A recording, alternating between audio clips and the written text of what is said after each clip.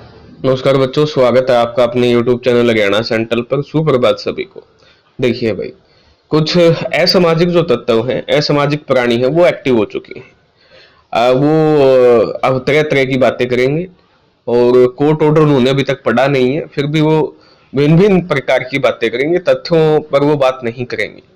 लेकिन मैंने कल भी आपको समझाया था और आज भी फिर मैं आपको दोबारा समझा रहा हूँ, क्योंकि आपके लगातार फोन मैसेजेस आ रहे हैं और स्वाभाविक तौर पे वो आएंगे।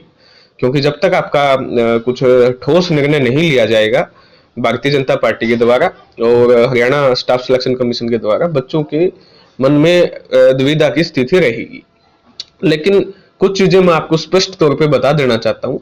भारतीय जनता पार्टी को पहले तो अपने जो है हार है हरियाणा में जो हुई है वो स्वीकार करनी चाहिए, और साथ में जो उनके प्रदेश प्रवक्ता है जवाहर यादव जी, उनको अनर्गल सरगल बयान नहीं देने चाहिए। आज भी वो मान नहीं रहे हैं कि भाई हरियाणा में युवाओं की वजह से भारतीय जनता पार्टी को नुकसान हुआ है। वो कह रहे हैं कि दलित वोट हमारा खिसका है।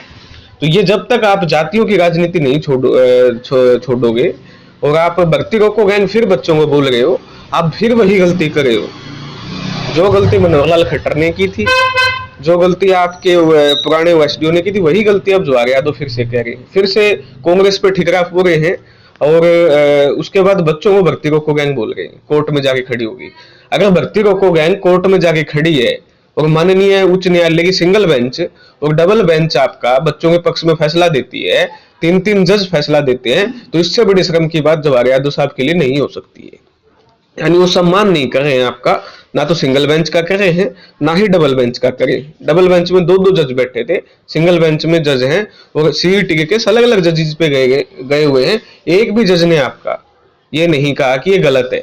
तो ये माफी मांगनी चाहिए जवाहर यादव जी को, और उनको बीजेपी से माफी मांगनी चाहिए। वो बीजेपी के स्टेट प्रवक्ता है, स्टेट प्रवक्ता होने के नाते अगर वो ऐसे बयान देंगे जिससे भारतीय जनता पार्टी को नुकसान होगा, तो जो आपका जो कार्यकर्ता आपका जमीनी स्तर पे काम कर रहा है उसका मनोबल टूटेगा। तो ये जो भारतीय जनता पार्टी के प्रवक्ता है, ये आपका मनोबल तोड़ने का काम कर रहे हैं। जो जमीन पे काम करते हैं, ये हवा में काम कर रहे हैं, ये एसी से बाहर निकलेंगे नहीं। ठीक है, उड़ते पजामों पे इन पे सलवटें नहीं पड़ रही है। इनको तो फिर वही बयान कि भाई भर्ती रोको गैंग, आप भर्ती रोको गैंग बोल रहे हो और तीन तीन जजों के कोर्ट के तीन तीन जजों के फैसले को आप नकार रहे हो, इसमें आपकी नेगेटिविटी दिख रही है। ठीक है, यह अहंकार 5 सीटें आपको भारतीय जनता पार्टी को विश्वास रख के युवाओं ने दी है। तो 5 सीटें आपसे छीननी इसलिए है ताकि आपका जो अहंकार है, जो घमंड है, जो मनोहर लाल खट्टर साहब कहते थे भर्ती रोको गैंग, वो हटे।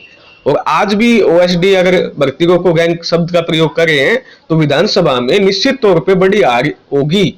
ये निराशा दिखा रहे हैं।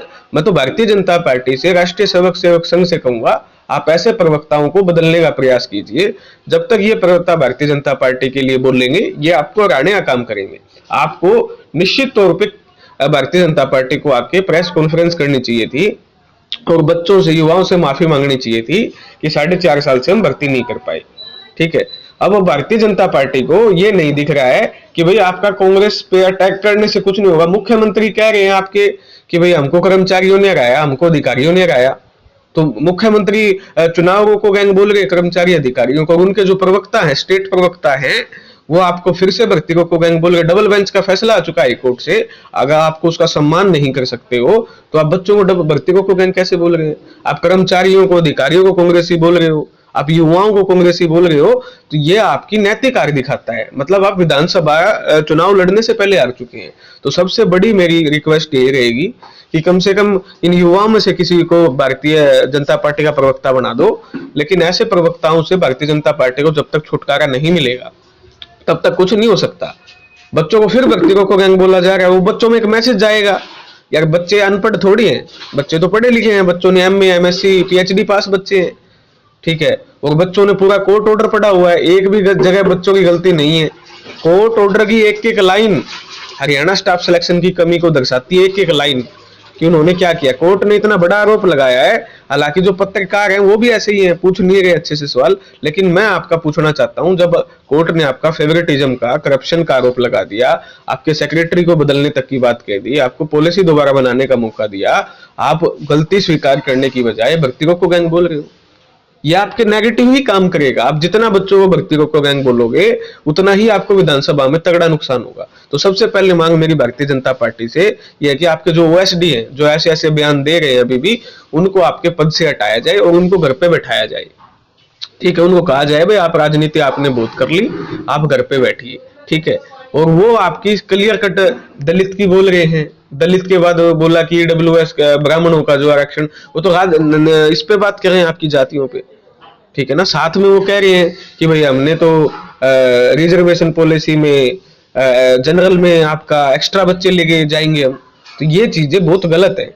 आप एक गलत मैसेजिंग आप देने का प्रयास कर रहे हो। आपको मैं फिर से समझा देता हूँ, ये 90 जो विधानसभाएं हैं आपकी, ये आपकी टारगेट पे होनी चाहिए भारतीय जनता पार्टी की। अब ओएसडी साहब को मैं फिर से समझा रहा हूँ, शायद उनको पता नहीं है, भूल चुके हैं वो। 3 लाख सीटी पास बच्चे जिन्होंने पेपर में नहीं बिठाया, अब ये भर्ती रोको गैंग का काम है। आपने 3,60,000 बच्चे पास हुए, जिनमें से 3 लाख बच्चों को पेपर में नहीं बिठाया। अपनी गलती का आप ठिकरा दूसरों पे फोड़ रहे हो 4.5 साल से। इनके 5 सदस्य परिवार के एवरेज 15 लाख हो गए। 11 लाख बच्चों ने सीटी दिया, जिनमें से 7 लाख का आपका सीटी क्वालिफाई नहीं हुआ। तो 7 लाख बच्चे ये बच गए आपके जिनका आपका सीटी क्वालिफाई नहीं हुआ। अब 7 लाख बच्चों के एवरेज परिवार में 7 पंजे 35 लाख ही हो गए। 35 और 15 कितने लाख हो गए? 50 लाख बच्चे तो ये है। ठीक है, क्या ये आपके ओएसडी को पता नहीं है? मतलब मैं मतलब इतना अचंभित हूं कि इनके ओएसडी को ये सिंपल सी बात नहीं पता है। उसके बाद आप बात करते हैं नए +2 पास हुए हैं 2021-22 से, वो 5-6 लाख नए +2 पास, बीए पास, एमए पास हुए हैं। 30 लाख इनके परिवार वाले, 50 + 30 80 लाख आपके क्या हैं भारतीय जनता पार्टी से। वो बच्चे नाराज हैं, ना तो इनका फॉर्म भरवाया गया है, ना इनको एग्जाम में बैठने का मौका दिया गया है। ठीक है, अब सुनहरा मौका था भारतीय जनता पार्टी के पास अपनी गलती मान के, अपने जो पाप किए हैं या जो गलतियां की हैं 4.5 साल में, उनको ठीक करने का। लेकिन उन्होंने नहीं कहा, फिर से कांग्रेस पे ठिकरा फोड़ा। अपनी जो जिम्मेदारियां हैं वो कांग्रेस पे ठिकरा फोड़ रहे हैं। बच्चों पे वो फिर भर्ती रोको गैंग बोल रहे, बाकायदा हाईकोर्ट का फैसला आ चुका है उसके बावजूद भी। ठीक है, मतलब ये नैतिक, मतलब ये जो मैंने पहले भी बोला, अधिकारी और जब तक ओएसडी भारतीय जनता पार्टी नहीं बदलेगी, ऐसी क्या मजबूरी है, ओएसडीओ की क्या कमी हो गई है भारतीय जनता पार्टी के पास, या जो प्रवक्ता है उन्हें क्या कमी हो गई है जिनको तथ्य नहीं पता वो बोल रहे हैं। मैं फिर आपको समझा रहा हूँ, कांग्रेस पार्टी कभी नहीं चाहेगी कि आपका सीटी क्वालिफाई हो। ठीक है, वो कभी नहीं चाहेगी, क्योंकि वो नहीं चाहेगी कि हरियाणा में बच्चे एग्जाम में बैठे। ठीक है, वो राजनीतिक उनकी बेनिफिशियल है ताकि विधानसभा में उनको बेनिफिट हो। ठीक है, लेकिन भारतीय जनता पार्टी के पास तो मौका है ना, वो तो आपका सीटी क्वालिफाई करे, सभी बच्चों को पेपर में बैठाए। कांग्रेस को मौका क्यों दे रही है? मेरा सीधा सवाल ओएसडी साहब से ये है, आप कांग्रेस को मौका क्यों दे रहे हो? आप सभी बच्चों को पेपर में बैठा लो, अच्छे तरीके से पेपर लो, पेपर लीक ना होने दो। आपकी मजाल क्या कांग्रेस आप पे सवाल ही उठा दे? आप तो बच्चों को टारगेट कर रहे हो। तो इसलिए ओएसडी को अपने बयान वापस लेने चाहिए, हरियाणा के युवाओं से माफी मांगनी चाहिए। उसके बाद 39 ग्रुप में सभी को मौका देना चाहिए। ये ओएसडी साहब भी सुन ले, खदरी साहब भी सुन ले, और भी कोई भारतीय का जो भर्तियों से रिलेटेड है भारतीय जनता पार्टी का, वो सुन ले। अगर आप इन 39 में सभी को मौका नहीं दोगे तो आपके किसी भी हालात में जो 70 से 80 लाख वोट है वो नहीं आएंगे। साथ में आपको नए बच्चों के लिए कम से कम 10 से 1000 ओपन भर्ती निकालनी पड़ेगी और हरियाणा पुलिस को आपको ओपन में लेके आना पड़ेगा। तब जाके आप इन पूरे 70 से 80 लाख वोट को टारगेट कर पाओगे, और उसका आपका माननीय उच्च न्यायालय ने आपको कहा है, सदी भाषा में कहा है, keeping in our finding relating to conducting of examination without declaring result of CT finally by the commission, हम डायरेक्ट करते हैं चीफ सेक्रेटरी को Haryana to take step to appoint a stable candidate having experience of conducting examination as secretary. आप एक stable व्यक्ति को secretary के तौर पे नियुक्त कीजिए। आप इसको जो मौजूदा सेक्रेटरी हैं आप उनको हटाइए, एक अच्छे इंसान को आप सेक्रेटरी के तौर पे आप लेके आइए। इन साथ में कहा है, in order to maintain transparency and consistency the commission is henceforth directed, मतलब आदेश दिया जाता है, to frame rules of the commission for conducting examination, पेपरों के रूल बनाने को, यानी पॉलिसी बनाने को। ठीक है, पॉलिसी नहीं बनेगी, आपका माननीय कोर्ट ने पॉइंट ई सब क्लोज में कहा है। अगर ये किसी एडवोकेट को समझ में नहीं आ रहा है, हरियाणा के युवाओं को समझ में नहीं आ रहा, तो आपको समझने की बहुत ज्यादा जरूरत है इस पॉइंट को। और साथ में कहा, विदाउट एनी लिविंग एनी डिस्क्रिएशन, बिना कोई लूप होल छोड़े, जो उनके ऑफिशियल्स हैं जैसे ये हैं, ऐसे ऐसे लोगों के लिए और मेंबर्स के लिए, ताकि वो अपने विम और फेंसिस पे डिसीजन ना ले सके। ठीक है ना, अपने ख्याली पुलाव पे, जैसे अभी प्रवक्ता साहब कह रहे थे, ऐसे वो अपने ख्याली पुलाव इसमें थोप ना दे, पॉलिसी में राजनीतिकरण ना कर दें, which has result in presently, जिसकी वजह से मानना है कोर्ट ने, ये सिर्फ अधिकारियों की और ऑफिशियल की वजह से ये लिटिगेशन आया। लिटिगेशन का मतलब होता है जो ये जितने भी केसेस हैं आपके, ये सिर्फ और सिर्फ अधिकारियों और मेंबर्स की वजह से आई है, माननीय उच्च न्यायालय ने मानना है, ठीक है ना। और कहा कि अब की बार इन जो अधिकारी हैं, जो सो कॉल्ड ओएसडी बने फिरते हैं और जो मेंबर बने फिरते हैं, इनकी वजह से ऐसा नहीं होना चाहिए, इनके जो ख्याली पुलाव हैं इनकी वजह से ऐसा नहीं होना चाहिए। तो ये सीटी क्वालिफाई का डायरेक्ट आपका माननीय उच्च न्यायालय ने बोला है, रिजर्वेशन पे माननीय उच्च न्यायालय ने कुछ भी नहीं बोला, क्योंकि उन्होंने कहा है कि आप दोबारा से पॉलिसी बनाइए, ठीक है ना।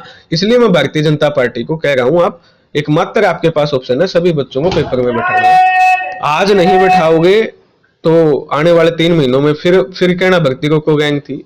अपनी गलतियों का ठिकाना जब तक दूसरों पे फोड़ोगे तब तक आपकी हार होगी। इसलिए बार बार कह रहा हूं, अपनी गलती को स्वीकार कीजिए और आपका सभी बच्चों को पेपर में मौका दीजिए। और साथ में कांग्रेस को आप मौका ही क्यों दे रहे हो, मौका देने की जरूरत ही नहीं है कांग्रेस को।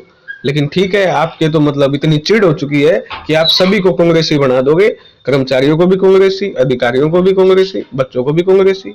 ठीक है, आप उसका आपका खामियाजा भुगतना पड़ेगा। ये थी आपके लिए अपडेट। धन्यवाद। जय हरियाणा, जय भारत।